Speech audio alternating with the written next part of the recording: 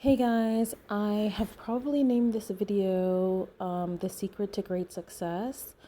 Um yeah, because I want to stick to the steak and potatoes of these readings, okay? So I do go through it first and then I come back over it and I record it for you. So let's just get right down to it. This chapter is about attention, okay? And sometimes he mentions scriptures, sometimes I don't read them. So this one says a double-minded man is unstable in all his ways, James 1:18. Attention is forceful in proportion to the narrowness of its focus, that is, when it is obsessed with a single idea or sensation. It is steadied and powerfully focused only by such an adjustment of the mind as permits you to see one thing only. For you steady the attention and increase its power by confining it. The desire which realizes itself is always a desire upon which attention is exclusively concentrated. For an idea is endowed with power only in proportion to the degree of attention fixed on it, yes? Concentrated observation is the attention attitude directed from some specific end. The attentive attitude involves selection, for when you pay attention, it signifies that you have decided to focus your attention on one object or state rather than another. Therefore, when you know what you want, you must deliberately focus your attention on the feeling of your wish fulfilled. Now, I want to highlight this paragraph. Therefore, when you know what you want, you must deliberately focus your attention on the feeling of your wish fulfilled until that feeling fills the mind and crowds all other ideas out of consciousness. That makes sense. That makes sense. You must deliberately focus your attention on the feeling of your wish fulfilled until that feeling fills the mind and crowds all other ideas out of consciousness, whether they be true or whether they be not true. When you focus on your wish fulfilled, nothing else can remain. Nothing else can remain.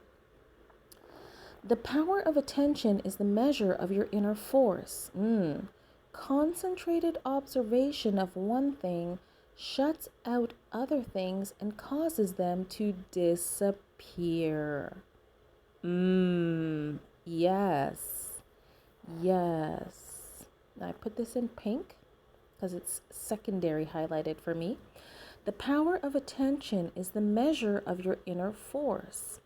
Concentrated observation of one thing shuts out other things and causes them to disappear. I love it. The great secret of success is to focus the attention on the feeling of the wish fulfilled without permitting any distraction. All progress depends upon an increase of attention. The ideas which impel you to action are those which dominate the consciousness, those which possess the attention. The idea which excludes all others from the field of attention discharges in action. The one thing I do, forgetting those things that are behind, I press toward the mark. This is another Bible verse. This means this one thing you can do, forgetting those things that are behind. You can press toward the mark of filling your mind with the feeling of the wish fulfilled. To the unenlightened man, this will seem to be all fantasy, yet all progress comes from those who do not take the accepted view, nor accept the world as it is. As was stated heretofore, if you can imagine what you please, and if the forms of your thoughts are as vivid as the forms of nature, you are, by virtue of the power of your imagination, master of your fate. Your imagination is yourself, and your world, as your imagination sees it, is the real world. When you set out to master the movements of attention, which must be done if you would successfully alter the course of observed events, it is then you realize how little control you exercise over your imagination and how much it is dominated by sensory impressions and by a drifting on the tides of idle moods. Okay, now we're getting into the good stuff. To aid in mastering the control of your attention, practice this exercise. Night after night, just before you drift off to sleep, strive to hold your attention on the activities of the day in reverse order. Focus your attention on the last thing you did, that is, getting into bed, and then move it backwards in time over the events until you reach the first event of the day, getting out of bed. This is no easy exercise, but just as specific exercises greatly help in developing specific muscles, this will greatly help in developing the muscle of your attention.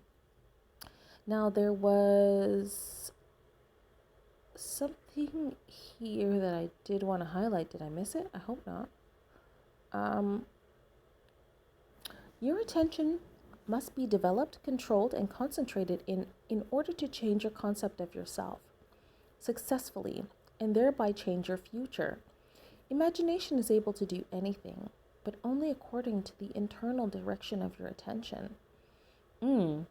Imagination is able to do anything, but only according to the internal direction of your attention.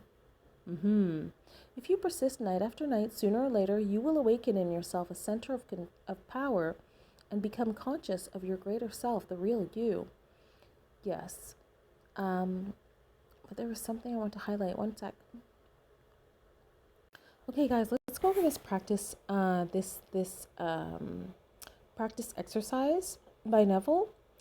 And he says that it's to help you master control of your attention. Okay, so here's what he tells you to do. Night after night, just before you drift off to sleep, strive to hold your attention on the activities of the day in reverse order. Focus your attention on the last thing you did, that is, getting into bed, and then move it backwards in time over the events until you reach the first event of the day, which is getting out of bed. So this is no easy exercise, he says, but just as specific exercises greatly help in developing specific muscles, this will greatly help in developing the muscle of your attention, which makes sense. That actually makes a lot of sense, to go back reverse order on your whole day. So he says this is going to help you force you to use your imagination, force you to focus your attention, force you to focus on yourself, force you to focus on the things you did, and it's going to help you to see details so that you can then make your own image in your mind and use those things that you practice later when you want to start visualizing. So yeah, guys, there we learned how we can practice kind of strengthening the muscles of our mind. Okay, guys, thank you so much for stopping by, and I'll be on to the next video soon.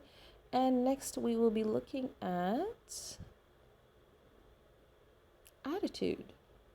See you soon. Happy manifesting.